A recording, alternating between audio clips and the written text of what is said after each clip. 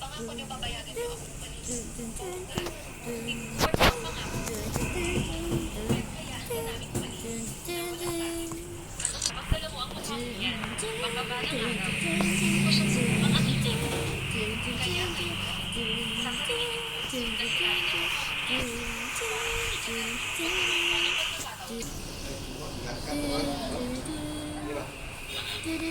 Napay na.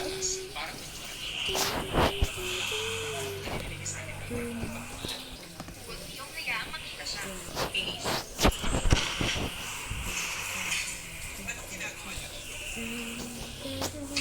Mahal, bakit ka nandito sa kitchen?